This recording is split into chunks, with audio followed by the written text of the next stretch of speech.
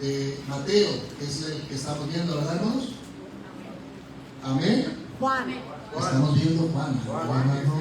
No se me duerman, hermano. Amén. No se me duerman porque aquí tengo 3 borradores. ¿Sí? Alábele al Señor. Amén.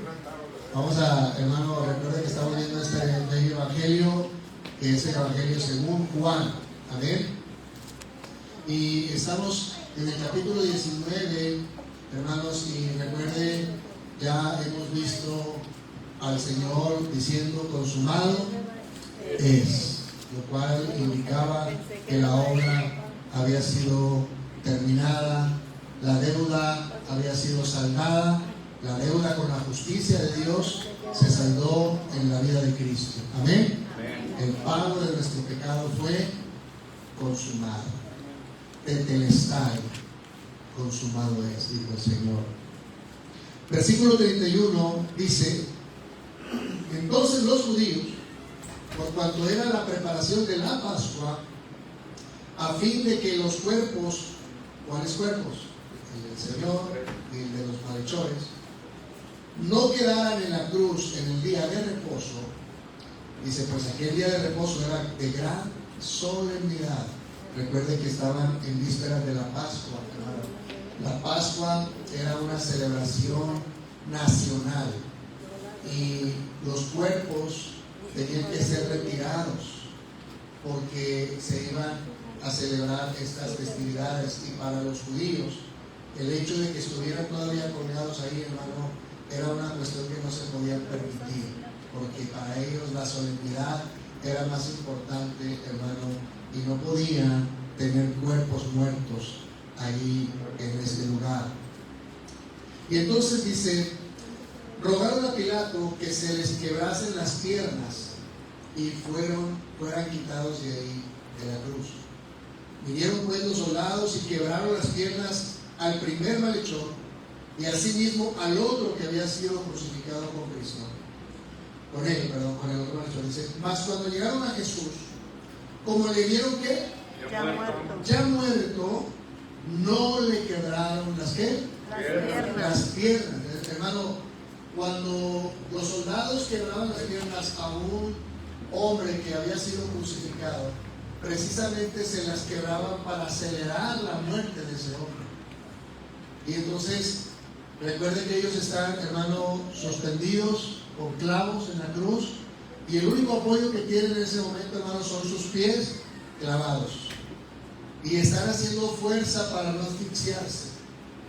Pero una vez, hermano, que ya se cumple el tiempo, lo que hacían era quebrar las piernas para que las piernas ya no tuvieran ningún sostén sobre el cuerpo y el cuerpo cayera en su mismo peso y fueran sofocados, de tal manera que aceleraban la muerte.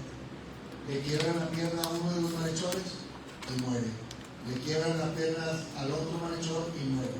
Pero cuando llegan a Cristo, dice que no le quebraron las piernas al Señor porque ya estaba ¿qué? Muerto. No debía haber ninguna duda de que Cristo, hermano, había muerto. Cristo había ya prácticamente pagado la deuda. Y hermano, la deuda se pagaba con la muerte del Señor.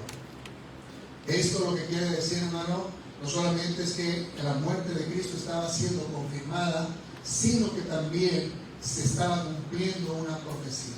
Amén. Por eso dice la Escritura, vinieron y cuando llegaron a Jesús, como le vieron ya muerto, no le quebraron las piernas.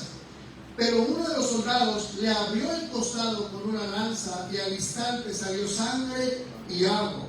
Y el que lo vio, o sea, aquí está Juan, el mismo que escribe el Evangelio, es el mismo que está ahí frente a la cruz del Señor junto con María, la Madre del Señor. Dice, y el que da testimonio, ¿sí? El que lo vio da testimonio, y su testimonio es verdadero, y él sabe que dice verdad para que vosotros también crean. Lo que está diciendo Juan aquí, hermano, es: yo fui testigo de la muerte del Señor. No hay duda de que el Señor murió, no hay duda de que el Señor pagó la deuda, no hay duda de que Cristo dijo consumado es, y exhaló y entregó el Espíritu. Yo que lo vi personalmente doy testimonio de eso. el soldado que clava la lanza en el costado del Señor.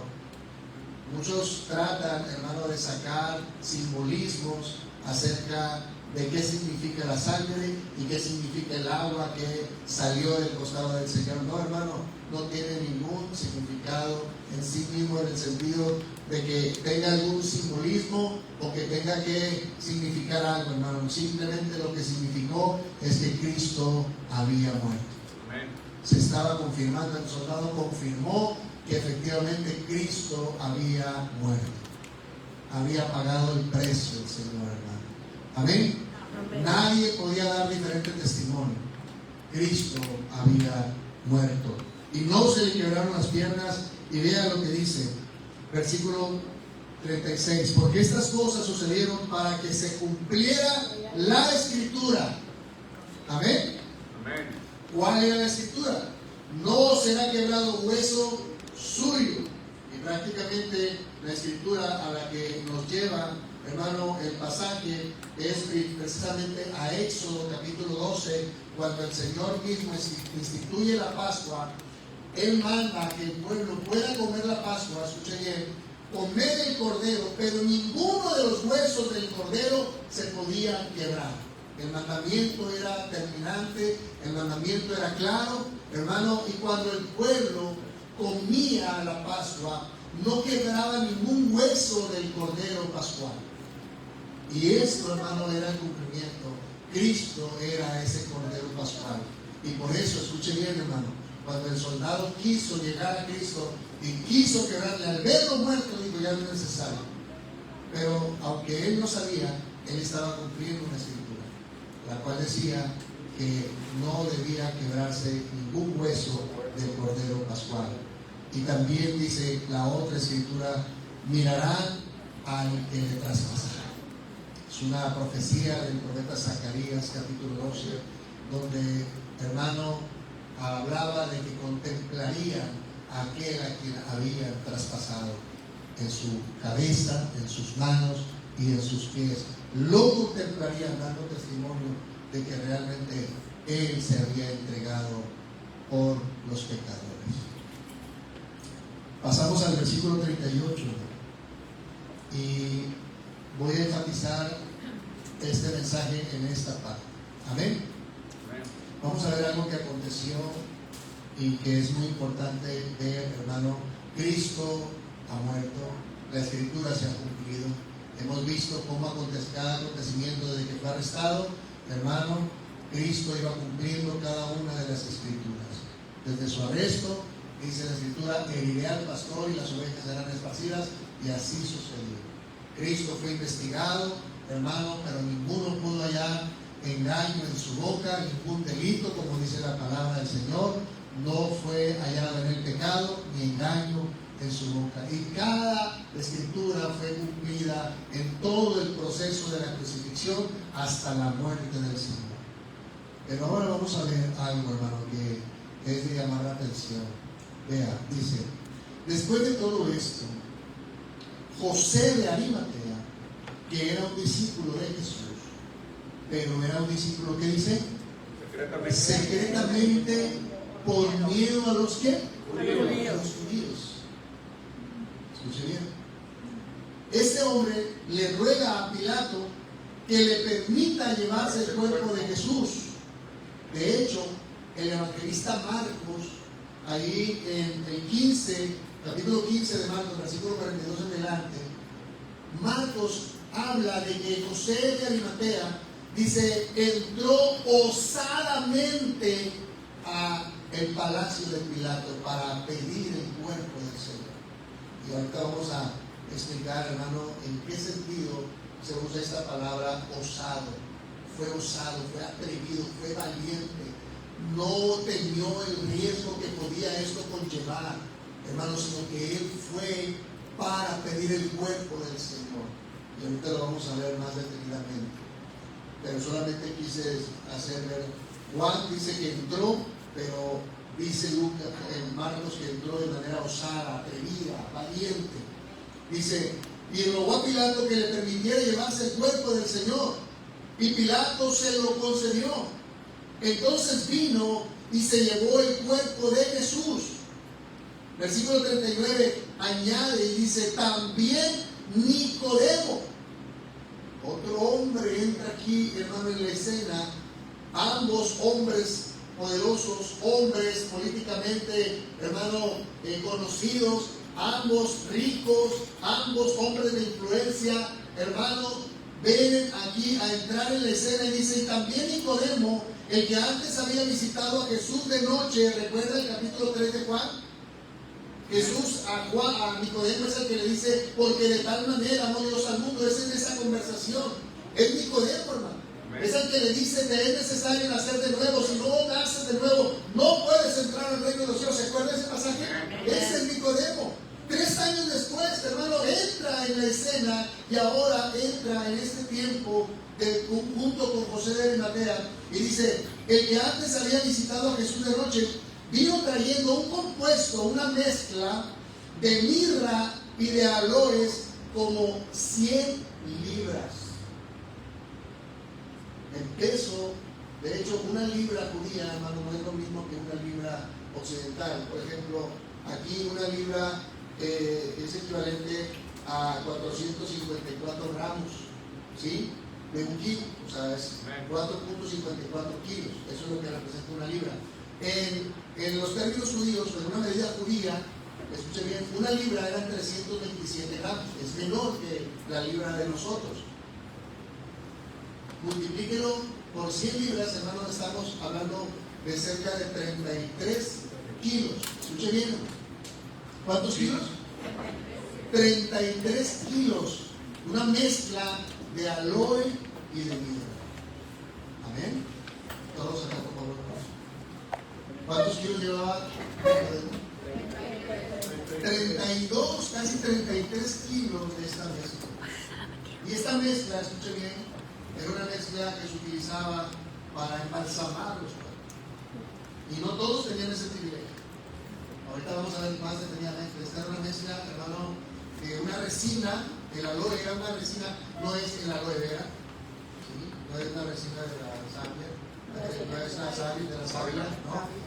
Era un aloe, hermano, era una resina que se sacaba de unos árboles especiales altamente aromáticos. Y la mirra es la corteza de otro árbol que estaba impregnado de un olor maravilloso, hermano. Y de hecho, precisamente por esa razón era el alto costo tanto del aloe como de la mirra. Y no la lleva cualquier hombre, la lleva Nicodemo. ¿Hasta aquí estamos claros, no? 32 kilos de estas especies. Escuche bien. Dice, tomaron pues el cuerpo del Señor Jesús, ambos, y lo envolvieron en lienzos con especies aromáticas, según es costumbre sepultar a los judíos. Y en el lugar donde había sido crucificado había un huerto, y en el huerto un sepulcro nuevo, y en el cual aún no había sido puesto ninguno. Allí pues, por causa de la preparación de la Pascua de los judíos, y porque aquel sepulcro estaba cerca, pusieron al Señor Jesús. Hemos visto la muerte del Señor. Ahora vamos a ver lo concerniente a la sepultura del Señor. Y precisamente, hermano, también la sepultura habla del cumplimiento de una escritura. La Biblia dice que con los transgresores o con los pecadores fue en su muerte, mas con los ricos fue en su sepultura. Isaías 53. Y esto es algo, hermano, maravilloso. Vamos a ver no solamente lo que tiene que ver con la sepultura del Señor, sino que vamos a ver a estos dos hombres entrando en la escena. Se nos dice de uno, hermano, que era discípulo del Señor, pero secretamente, por temor a los judíos, no se exhibía públicamente. Nicodemo, recuerde también, vino a Cristo de noche, ¿se acuerdan? Vino de manera, hermano, cautelosa. Pero vamos a ver, hermano, cómo Dios, hermano, y cómo la cruz de Cristo, cómo el hecho de que Cristo muriera en esa cruz y que ellos lo pudieran contemplar, cambió prácticamente la manera en que ellos profesaron su fe ahora en este momento. Sin duda, hermano, estos hombres escondían la profesión de su fe. Sí, efectivamente, pero vamos a ver. Ellos, hermano, eran hombres importantes. Como dice mi esposa, pertenecían a un grupo, hermano, a una élite que tenía que ver con el concilio de Jerusalén, el concilio de Israel, que se conocía como el Sanedrín. Eran príncipes de Israel. Sin embargo, recuerden Nicodemo en el capítulo 3 de este mismo evangelio se nos habla que fue y visitó a Cristo de noche. Pero vamos a ver primero a uno y luego vamos a ver al otro. ¿Amén, hermano? Vamos a ver cómo la cruz del Señor, cómo el Señor, su sacrificio, hermano, vino a cambiar su forma de profesar su fe. Hermano, porque si la cruz de Cristo no nos transforma, hermano, estaríamos predicando una religión más.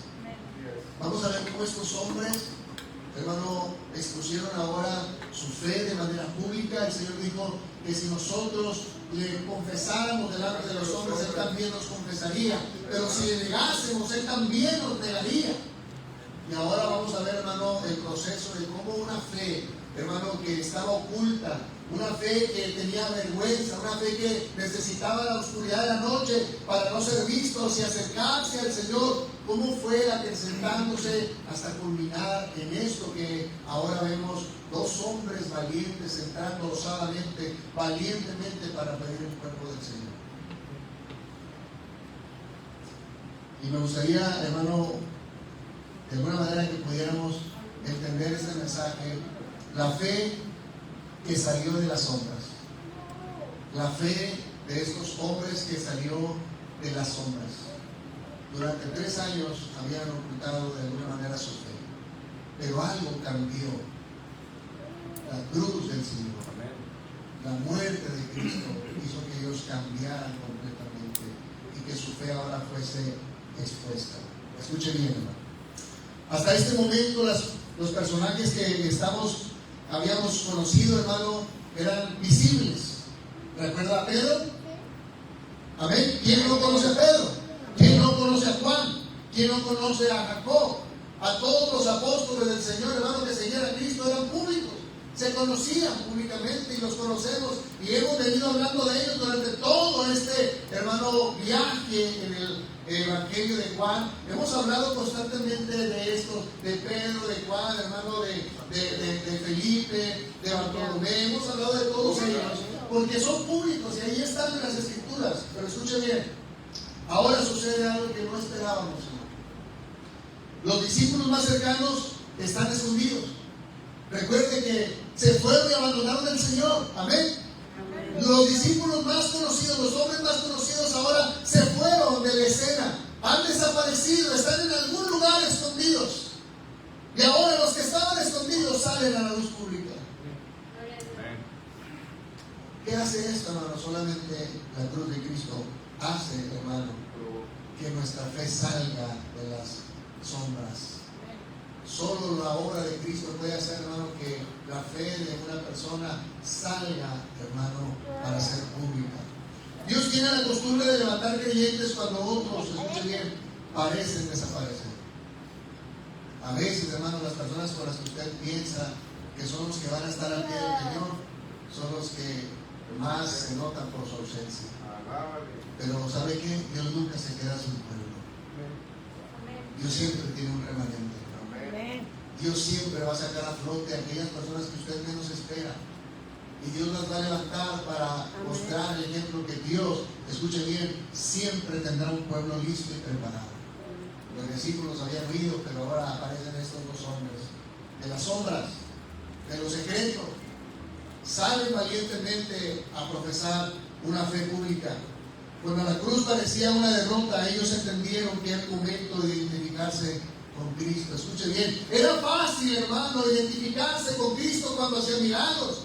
Era fácil identificarse con aquel hermano que hacía maravillas, que multiplicaba los peces, multiplicaba los panes, resucitaba a los muertos, cuando hacía oír a los otros, cuando a los ciegos los hacía ver, cuando a los muertos los resucitaba. Era fácil, hermano, querer identificarse con Él y querer estar cerca de Él.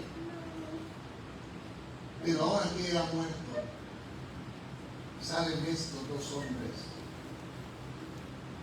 No buscaban el estrellato, ellos buscaban el anonimato. Es fácil identificarse con Cristo, hermano, cuando están las maravillas presentes. Pero identificarse con Cristo cuando ha muerto, cuando pareciera que todo está perdido. Identificarse y declarar su fe de manera pública, no cualquiera lo hace. Cuando todas las cosas van bien, decimos soy cristiano. Pero cuando las cosas vienen, los aprietos, no cualquiera se levanta y confesa la fe. Cuando pareciera que no hay nadie, hermano, no cualquiera se levanta y dice yo voy a servir al Señor, aunque los demás no quieran, aunque los demás no se quieran levantar, aunque los demás se conformen con una vida de conformismo, una vida placentera. Yo no me voy a conformar, yo me voy a levantar, aunque otros no quieran, yo voy a querer servir al Señor, hermano. Cuando las cosas van bien, nos queremos identificar siempre con Dios, pero ¿qué cuando las cosas no salen tan bien, hermano? Y aquí salen a flote estos dos hombres. Salen estos dos hombres a identificarse con un cuerpo muerto, pero que para ellos era todo. Para ellos era su Señor. Para ellos Él era el Rey. Para ellos Él era su majestad. Y escuchen bien, hermano. Vamos a ver al primer hombre, José de Arimatea. ¿Quién era este hombre? Juan 19:38 dice que era un discípulo de Jesús, pero secretamente por miedo a los judíos.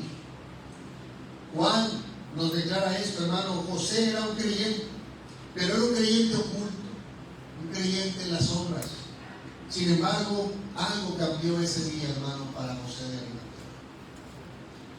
Hay algo particularmente que vemos, y vamos a ver algunos puntos que vamos a ver en José de Arimatea. Arimatea era una ciudad, por eso así se le conocía, José de Arimatea. ¿Sí queda claro, hermano? Es como si dijeran el hermano Iván de San Pedro. Sí, porque eso se nota lejos. Amén. Sí, es identificar de dónde venía, cuál era su origen. José de Arimatea, Arimatea, ciudad. ¿Ok, hermano? Entonces, por eso se le conocía así, ¿no? Ahora, este hombre, hermano, que había ocultado su identidad, escuchen bien, vamos a ver el primer punto en cuanto a José de Arimatea.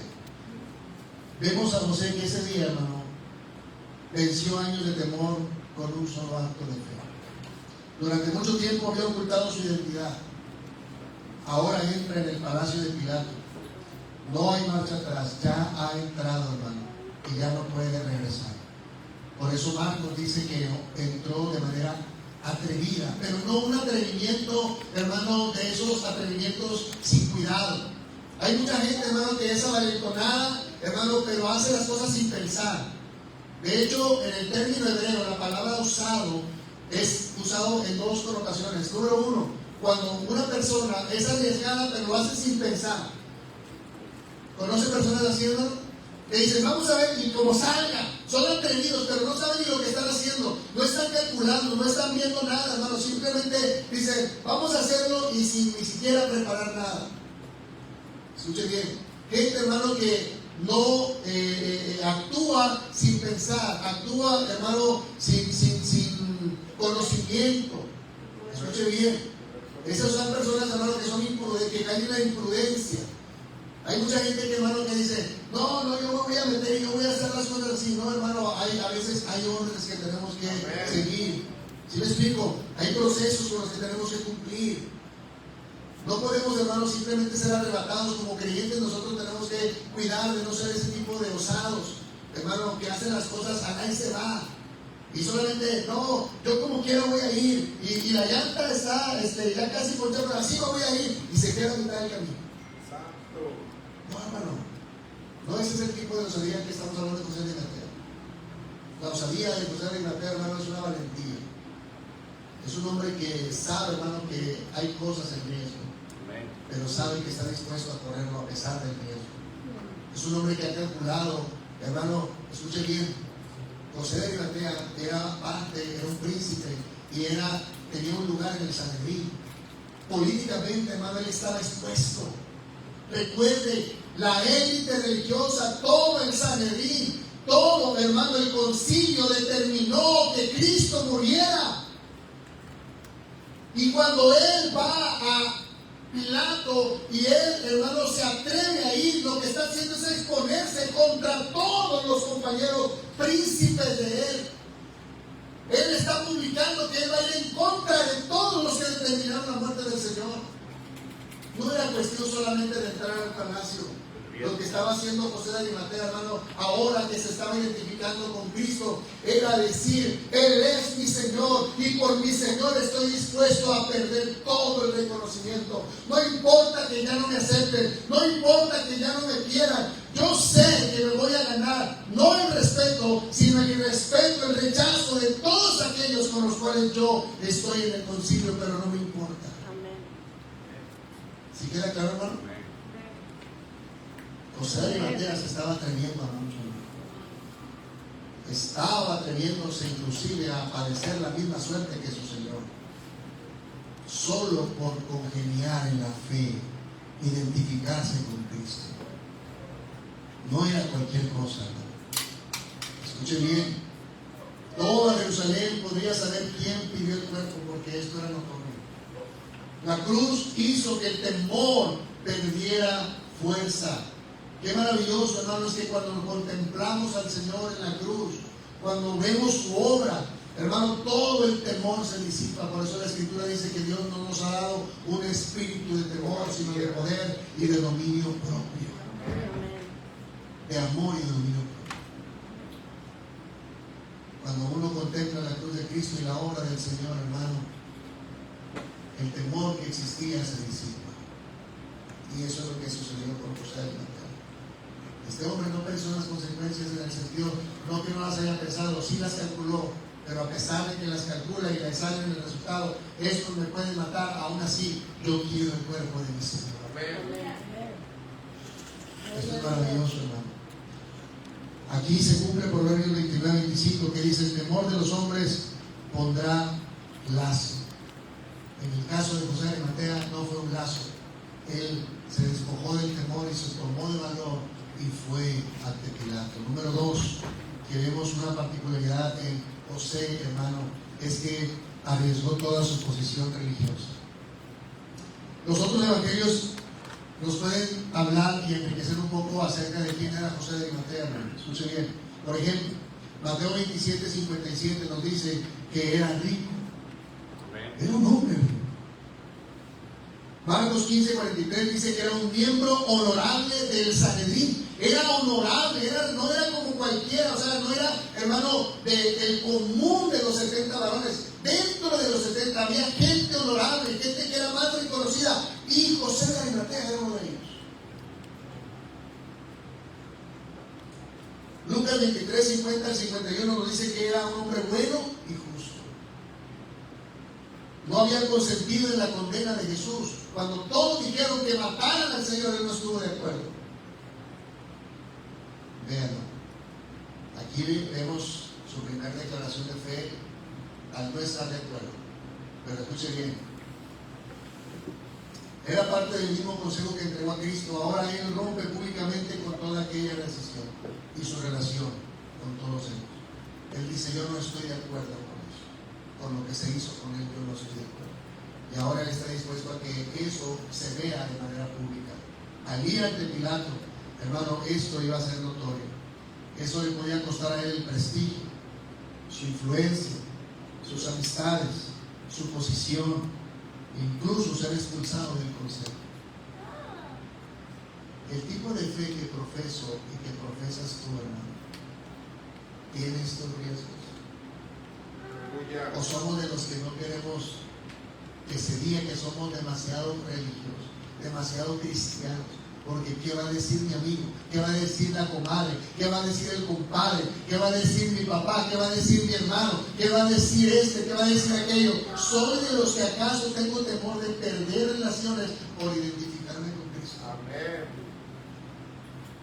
Si tu respuesta es sí, hermano, todavía te falta conocer más eso. No digo que tu fe no sea genuina, pero creo que tu fe debe crecer. Amén. Tú no te puedes quedar ahí. Recuerda que en la enseñanza de la escuela dominical hablamos de una palabra. ¿Cuál era la palabra? Vivifícame. Vivifícame. Según tu palabra. No me dejes como soy. Amén. No quiero conformar. ¿Y saben qué pasó aquí? La escena de la cruz de Cristo edificó a un hombre que estaba en las sombras y que ahora él ya no quiso quedarse en las sombras. Sale públicamente y dice: yo quiero el cuerpo de mi Señor. No me importa perder las relaciones, no me importa si soy criticado públicamente, no me importa si soy rechazado, si soy expulsado, no me interesa. Yo quiero el cuerpo del Señor. Él es mi Señor, Él es mi Dios y yo quiero cuidar de Él. Hermano, eso es una fe genuina, hermano. Eso es una fe genuina. Estos hombres que salieron de las tenebrosas sombras ahora nos están enseñando, hermano, cómo identificarnos con Cristo. No habíamos hablado de ellos ni habíamos escuchado mucho de ellos, pero ahora, hermano, en esta escena podemos decir mucho de ellos. Podemos imitar su fe, podemos imitar su conducta, imitar su osadía, su valentía. José de Arimatea es un hombre digno de imitar, hermano. Porque si a ti y a mí todavía nos interesa lo que van a decir los demás, ¿qué van a decir si cancelo el compromiso? ¿Qué van a decir si cancelo la cita y me toca ir al servicio, pero no voy a ir al servicio? Mejor quiero quedar bien con los amigos, quiero quedar bien con mi familia, quiero quedar bien con mis jefes, quiero quedar bien con este, con aquel. Hermano, no te preocupes, hermano, tu fe necesita crecer, tu fe necesita salir de la sombra y hacerse más pública cada día, hermano, porque si tú no evidencias tu identificación con Cristo de manera pública, hermano, pudiera ser que se dude mucho de nuestra salvación. Amén. Cada uno de nosotros tenemos que ir creciendo, arreglando. No podemos conformarnos, hermano, con el estado. José de Arimatea no se conformó simplemente con hacer una defensa de Cristo.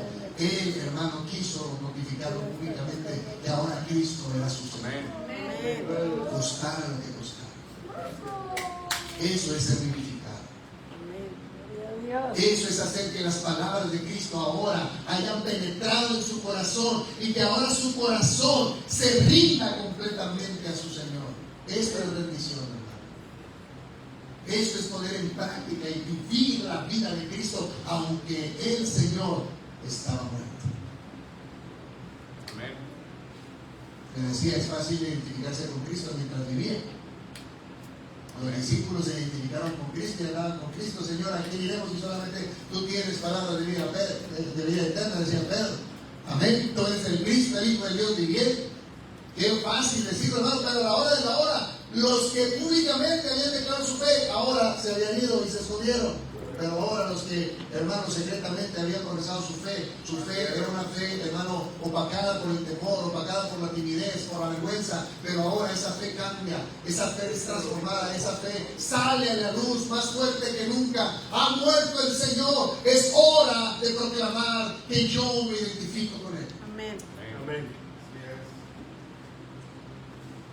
Algo que vemos también en tercer lugar, hermano, que fue valiente cuando ya no había beneficios humanos. Cuando Cristo estaba vivo, se podían pedir muchas cosas de Él. Ahora está muerto. Ahora Él pide su cuerpo. Pedir el cuerpo cuando Cristo hacía milagros era una cosa, pedirlo cuando estaba muerto es otra. Ya no había multitudes, no había esperanza política, no había reino visible, solo quedaba un cadáver. Su amor no dependía del éxito visible. Amén. ¿Sí queda claro? Amén. La cuarta particularidad que vamos a ver, hermano José de Arimatea, es que, escuche bien, Mateo nos dice algo muy hermoso, 27:60. Mateo 27:60 es un detalle muy lindo. Dice: José puso a Jesús en su propio sepulcro nuevo. No había sido sepultado nadie en ese sepulcro. Amén. ¿Y sabe qué? José de Arimatea dona algo que era para él. Amén. Era para el día de su muerte. Él dejó de pensar en sí mismo y pensó en su Señor. No era un sepulcro cualquiera, hermano. Era el sepulcro de José de Arimatea. No era algo que él simplemente dijo: bueno, compre en cualquier lugar y ahí donde quiera que lo metamos, es lo mismo, al fin, sepulcro es sepulcro. No. Él dijo: le daré mi sepulcro. Hermano, cuando un hombre rico compraba un sepulcro, lo hacía siempre pensando en tener el mejor lugar donde reposar. Y no era cualquier sepulcro, no era un sepulcro común, era un sepulcro, hermano, de rico. Por eso la Biblia dice que con los ricos fue en su sepultura. Con los transgresores fue su muerte. Ahí estaban dos malhechores, ¿se acuerdan? Dice, pero con los ricos fue en su sepultura. Maravilloso, hermano. No lo pidió un hombre pobre al Señor, no lo pidió un hombre, hermano, que no tuviera influencia. Un hombre poderoso pidió el cuerpo del Señor para que se cumpliera la escritura, que con los ricos fue en su sepultura. No era cualquier sepulcro, era un sepulcro nuevo. Nadie lo había utilizado, no se había estrenado. Era el Señor quien iba a estrenar ese sepulcro. Pero no para siempre. Amén. Solo dijo, préstame 3 días. Pero eso no sabía José de Mateo. Él dijo, lo voy a dar todo. Si le he de dar algo, se lo daré todo. Si hay algo valioso para mí, se lo entrego a él. Era suyo. Estaba excavado en la roca, era nuevo, preparado probablemente para él mismo. Se dio su lugar de descanso. El hombre rico terminó cumpliendo sin saber lo que dice 53:9 de Isaías. Veíamos, con los ricos fue en su muerte y en su sepultura. Su generosidad, escuche bien, hermano, no fue simbólica y fue costosa. Nuestra identificación con Cristo también implica hacer sacrificios. A veces decimos, es que, no, hombre, yo amo a Cristo, hermano, y cuando se trata de dar, somos más mezquinos que el mismo mezquino de la rodilla. Santo su nombre. La generosidad es algo que identifica a un siervo de Dios, a una sierva de Dios. José de Arimatea, un hombre valiente. Y vamos a ver ahora al segundo hombre, a Nicodemo. Amén. Amén o no. Amén. Dice Juan 19:39 dice que Nicodemo llegó, hermano, con algo también valioso.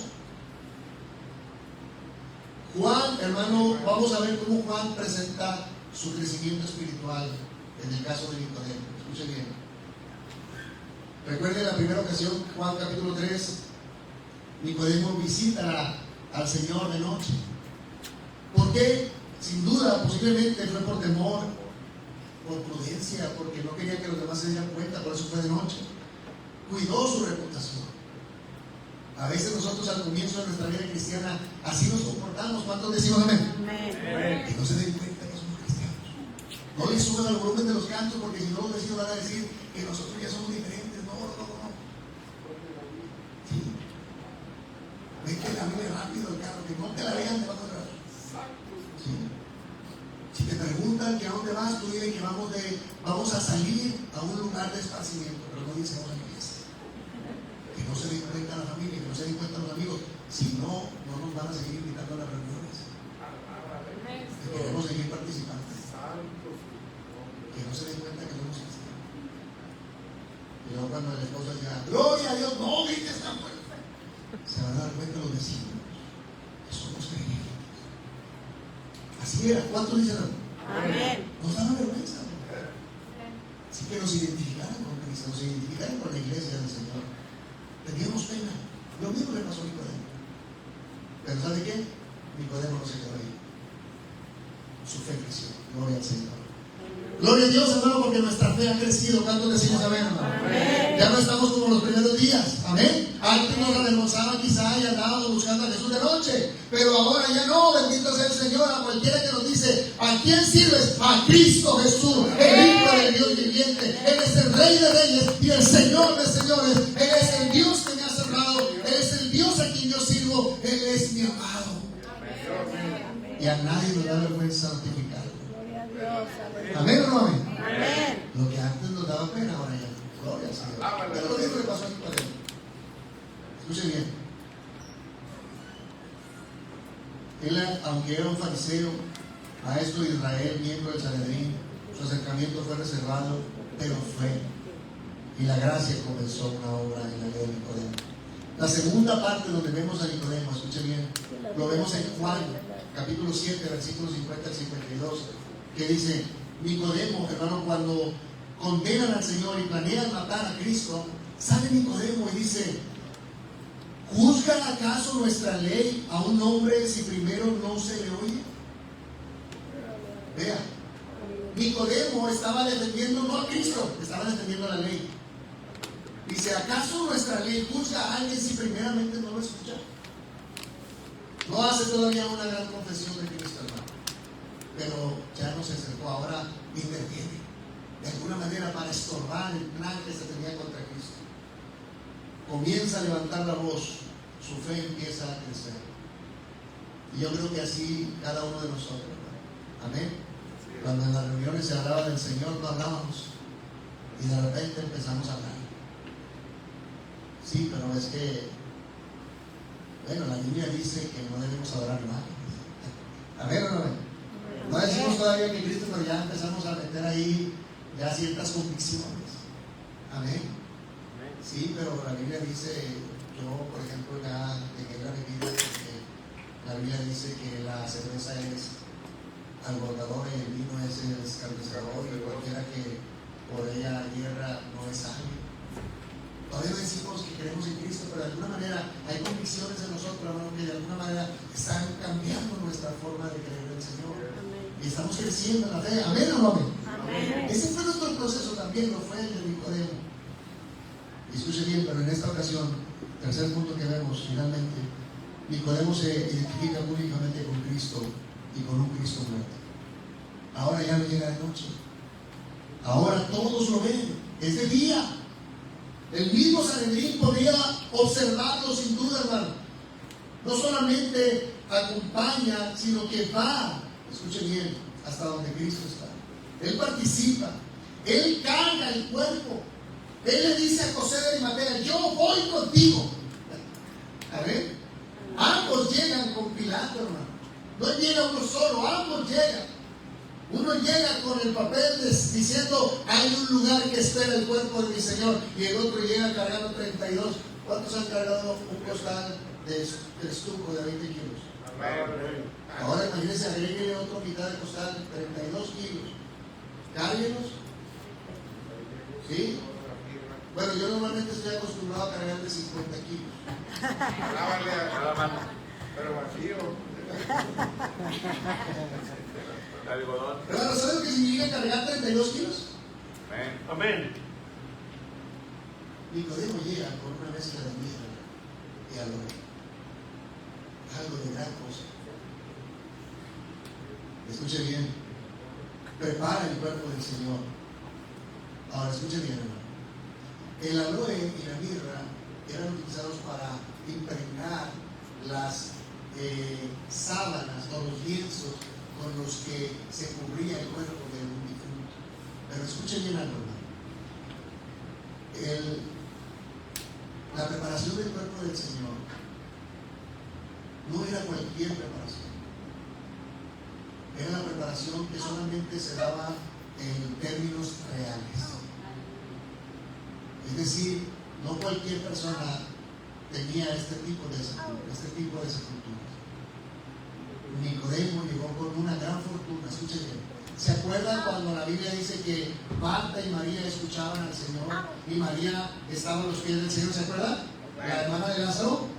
Y después Lázaro enferma y muere, y luego Dios, el Señor, lo llama y lo vivifica por medio de la palabra, y le dice: Lázaro, sal fuera. Y el que estaba muerto salió. Amén. Lázaro ha resucitado. Había sido gran noticia, y entonces, hermano, invitan al Señor nuevamente a muchos a comer, porque muchos se habían convertido por causa de Lázaro. Y dice que mientras estaban en la reunión, llega María, la que estaba acostumbrada a estar a los pies del Señor, ¿se acuerdan? Y ahora llega, pero no llega sola. Ahora llega con un frasco de alabastro, de nardo de gran precio, el cual era de una libra. ¿Cuántas? Una libra, 327 gramos de un nardo. ¿Y se acuerda que se enojó quién? Judas Iscariote, el que entregó al Señor, el avaricioso, y dijo: ¿por qué se ha hecho este desperdicio? Se pudo haber vendido este perfume y vendido por 300 denarios. Los 300 denarios, hermano, era, escuche bien, el sueldo de un año de un obrero. Eso costaba el perfume. Un año del salario de un obrero. ¿Por qué 300? Y no 365 días, que es el año. Bueno, eran 300 porque los días de reposo y los días de las festividades no contaban como paga. Esos días no se pagaban. El día de reposo no se trabajaba, no se pagaba. Entonces, por eso, cuando se hablaba de 300 denarios, se hablaba de todo el ejercicio del año. Días hábiles. ¿Sí? Eran los días de trabajo solamente. Pero una libra costaba, escúcheme, costaba el salario de un año de un obrero. Pero ahora llega Nicodemo con 100 libras. ¿Sí le queda claro? Amén. Si el perfume de María era el salario de un año de un trabajador, ahora multiplíquelo por 100. ¿Ve el costo de estas especies? Lo que representaba en aroma el perfume, el valor, la fortuna que invirtió Nicodemo para solo sepultar al Señor, envolverlo. Hermano, esta sepultura era una sepultura de reyes, Amén. de hombres distinguidos, hombres poderosos. Y cuando José de Arimatea va y pide el cuerpo, Nicodemo le dice: yo voy contigo. Y llegó una gran fortuna, escuchen bien, hermano. Por eso la escritura se cumple con los ricos, fue en su sepultura. Cristo fue sepultado como el rey que es. Amén. Cristo fue sepultado como su majestad que es. Y eso lo sabía Nicodemo. Ve cómo su fe, hermano, se acrecenta. Amén. Y lo mismo que José de Arimatea, algo lo identifica con Cristo, y ese algo es su generosidad, una entrega sin reservas al Señor. Amén. Nicodemo, escuche bien, y José de Arimatea, recuerden, escuchen bien lo que les voy a decir. La Biblia dice, versículos antes leímos, que tenían que quitar los cuerpos porque era el día de la Pascua. Y cualquiera, escuche bien, que tocara un cuerpo muerto quedaba excluido de la celebración porque tenía que purificarse durante 7 días. Todo judío que tocaba un cuerpo muerto se tenía que excluir de la festividad. Escuchen lo que significaba para ellos. El no estar celebrando la Pascua era prácticamente, hermano, un rechazo de toda la nación. Y más cuando tú eres un príncipe. Pero a ellos, ¿saben qué? No les importó. Amén. Y cargaron el cuerpo muerto del Señor. Porque ellos sabían que ellos no se estaban contaminando. Es todo lo contrario. Al identificarse con Cristo, el que estaba santificando sus vidas, sus corazones, el que estaba recibiendo limpieza, eran ellos. Más allá de contaminarse, ahora estaban siendo limpiados de todo tipo de pecado. Porque ahora para ellos el Cordero Pascual no era el que se comía en la casa. Ahora para ellos el Cordero Pascual era Cristo su Señor. Y no les importó tocar el cuerpo del Señor y cargaron el cuerpo del Señor hasta la tumba. Y ahí los sepultaron. Una fe que estaba en las sombras ahora sale y se hace pública. Maravilloso, hermano. Amén. Escuche bien. Ahora, eso tenía enormes consecuencias para ellos. Y último lugar, vamos a ver la cuarta particularidad de Nicodemo. Su amor se volvió extremadamente generoso. Escuche bien. Era una cantidad extraordinaria, propia de funerales reales. Aunque el texto no dice el costo exacto, tanto la mirra como el aloe aromático eran productos muy valiosos, y esta cantidad representaba una ofrenda de enorme generosidad y honor para Cristo. Nicodemo no vino con las manos vacías. Su fe terminó expresándose con generosidad. El amor verdadero siempre, escuche bien, termina siendo costoso. Lo que ambos arriesgaron, aquí está probablemente la parte más poderosa, hermano, de lo que hemos estado viendo. Los dos eran miembros del liderazgo judío. Ambos acababan de identificarse con un hombre condenado por blasfemia y crucificado como criminal. Ceremonialmente dijimos se contaminaron. Ahora ellos, hermano, están asumiendo una confesión pública de su identidad con Cristo. Escuchen bien, esto lo hace la cruz de Cristo. Esto lo hace cuando contemplamos al Señor de manera vivida, de manera real. Cristo transforma nuestros corazones. Cristo transforma nuestra fe, la acrecienta, la hace distinta. Nuestra fe llega a distinguirse de otros tipos de fe. Hermano, ¿quieres tú distinguir tu fe de cualquier otro tipo de fe? Necesitas volver a contemplar a Cristo y ser vivificados por Él. Necesitamos volver a la vida del Señor. Escuche bien, hermano. Esto es algo maravilloso. Y quiero decirle qué aplicaciones puede tener esto en la vida mía, en la vida de usted. Que la fe auténtica, hermano, siempre termina siendo visible. Amén. Amén.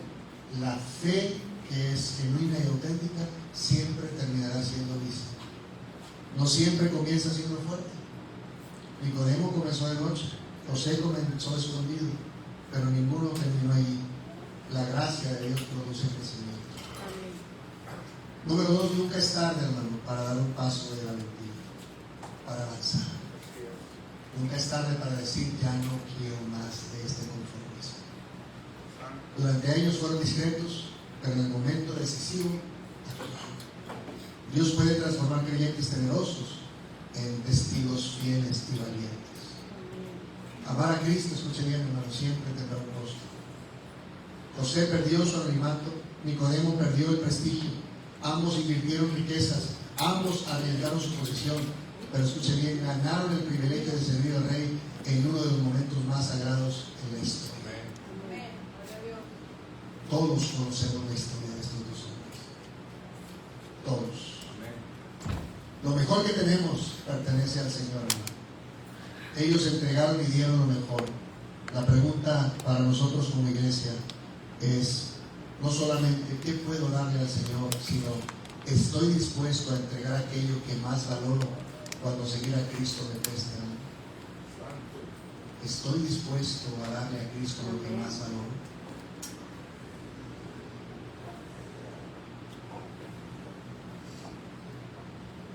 Muchos siguieron a Cristo mientras alimentaba multitudes, sanaba enfermos y resucitaba muertos. Pero ellos se identificaron con Cristo, con Él, cuando el mundo los consideraba un fracaso. La fe más madura no ama a Cristo solo por lo que recibe de Él, sino por quien es Él. Escuche bien. En contraste, José de Arimatea y Nicodemo nos enseñan que nunca es demasiado tarde para dejar de ser un discípulo oculto y convertirse en un discípulo valiente. Su mayor acto de fe ocurrió cuando todo parecía perdido, y es precisamente, hermano, ahí cuando resplandece la gloria de una fe que es auténtica y es genuina. Y exhorto, hermano, a que podamos imitar la fe de estos dos hombres. Amén. Sea osado, valiente, arriésguese, hermano, que nuestro mayor tesoro ya está en nuestro corazón. Es Cristo el Señor. Póngase en pie. Dios sea la gloria. Padre, gracias. Señor, te adoramos y te bendecimos. Señor, gracias porque la imagen que ellos vieron en la cruz, las palabras que escucharon desde la cruz, hizo que ellos tomaran la decisión más importante de sus vidas: identificarse con ti. Señor, ojalá que así sea nuestra fe, que sin duda no comenzó de esa forma, pero ha ido creciendo. Pero Señor, ahora te rogamos, te suplicamos, que si mi fe es deficiente, la hagas crecer.